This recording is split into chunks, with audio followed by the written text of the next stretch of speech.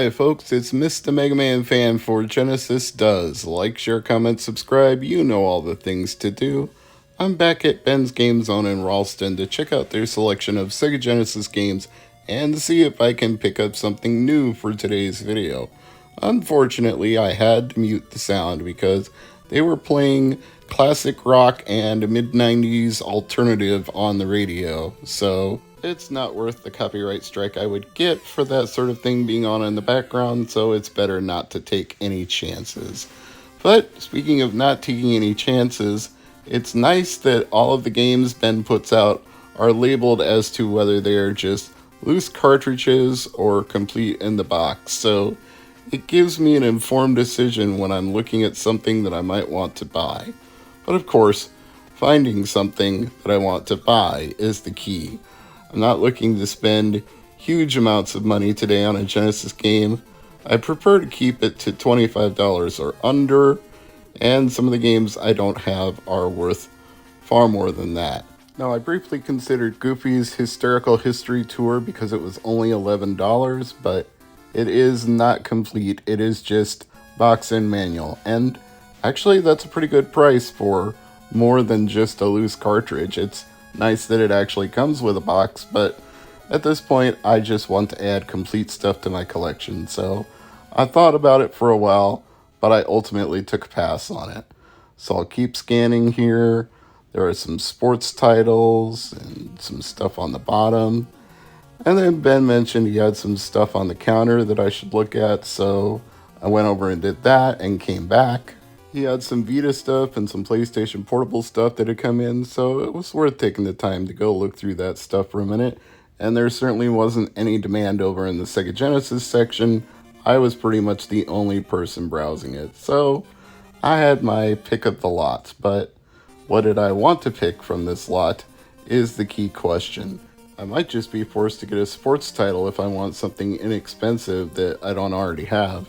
I miss the good old days when you could get Sega Genesis sports games for only $1, but even those have now risen in value. The Adventures of Mighty Max did intrigue me for a minute. I couldn't ultimately bring myself to pull the trigger on it because I really don't know anything about Mighty Max enough to justify this, and looks like it probably wouldn't be anything other than a generic platformer. So maybe I'll try that out in emulation first and come back for it later. But speaking of sports titles, here's one that I don't have. Frank Thomas's Big Hurt Baseball. I've got Frank Thomas games on other platforms, but not on Sega Genesis. And this one is only $7 and it is complete. So I think I'm gonna hang on to this one. It's kind of wild to me that almost 30 years after this game came out, he is still a sports celebrity on television pitching testosterone replacement therapy drugs. I mean, obviously he was known for his big physique, that's why he was called Big Hurt, so if anybody's gonna pitch staying forever young, Frank Thomas is probably the guy to do it. Well, let's continue to scan, and sports titles abound, wrestling games aplenty, Star Trek games, Tom and Jerry, NHL games. Problem was, when all those sports games were cheap, I got most of them, so there really aren't many I need now, although World Championship Soccer did catch my eye. It's complete in the box for $7, but you know, if I'm going to choose between a sports game that's soccer or a sports game that's baseball, I'll probably go with the one that's baseball. I'll hang on to that for now, though, and keep looking. And Jam It intrigued me because it was complete in box, but I checked my list of Sega Genesis games I have, and I already had Jam It, so I ultimately didn't pull the trigger on that one either. Want to find one more game to pick up.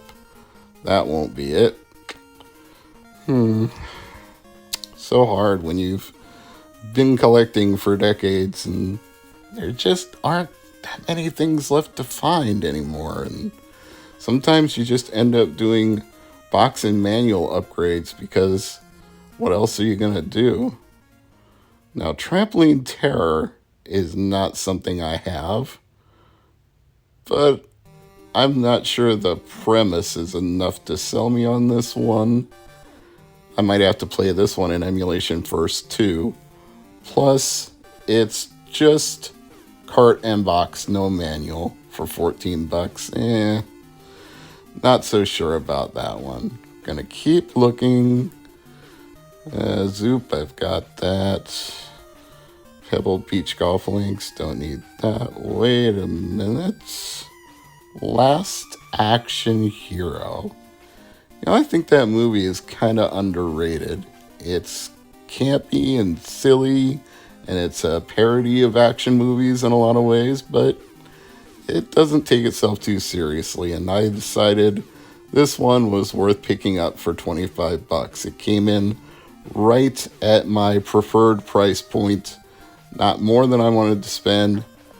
I would have preferred it if it was like 20 bucks, which seems to be the going price charting price, but for not having to pay shipping and handling, and for not having to wait a mail delivery like a week or later after buying it on eBay, I think maybe in this case it's worth the extra 5 bucks. So let's go ahead and pop it in the old Analog Mega SG and see how it is. It's kind of interesting that it's a rental copy. It says pick and flick on the manual. I'm not going to try to peel that sticker off because I don't want to rip the manual, but obviously this one came from a rental store in South Carolina that they must have done liquidation on at some point, and then some collector decided they didn't want it and sold it to Ben's Game Zone. And here it is. I'm going to tell you right off the bat, I can see why somebody traded it in for cash or credit to Ben's, because it's not the most fun I've ever had playing a Sega Genesis game. First thing that annoys me is there are no options whatsoever. You can only press start. You can't set difficulty. You can't set lives. There is no customization here whatsoever. And then it turns out to be just a basic side-scrolling beat-em-up. Kick, punch, and jump. That's all your A, B, and C do. You don't have any special moves. You don't have any grappling moves. You don't have any special attacks that you can use a button or a button and start combined to unleash. There's nothing. It's just a side-scrolling beat 'em up. And it's a very cheap one too, because someone is pointing a gun at you from a distance, and while you're trying to fight the goons that are swarming you, you also have to duck hails of bullets that fly your way. And it's very hard to do both things at once. This is where having difficulty options would have improved things. Furthermore, there seems to be no way to pick up extra health, or at least none that I've found. And there's no way to avoid this targeting reticle that keeps finding you.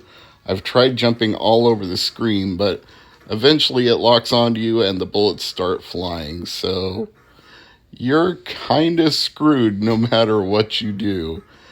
I think I'm going to need to enable cheats to actually make any progress in this game, and I'm honestly not sure it's worth it.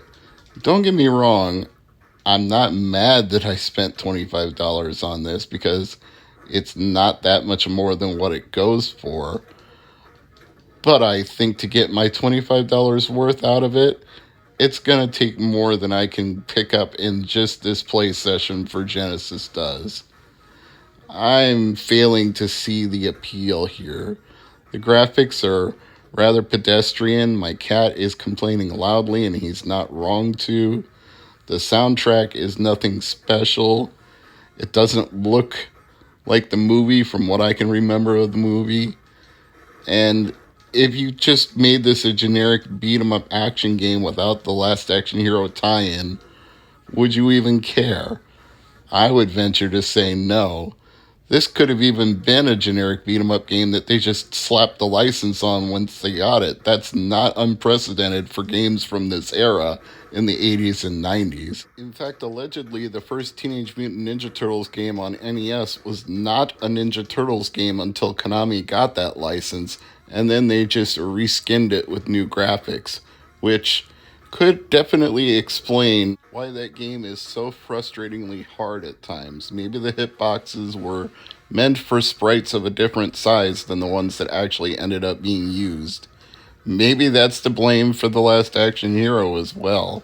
I can't say, but I can say that I don't recommend this game very highly.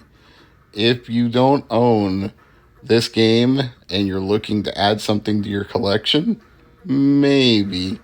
Should you pay $25 for it? I guess that depends on how complete it is and how nice it is.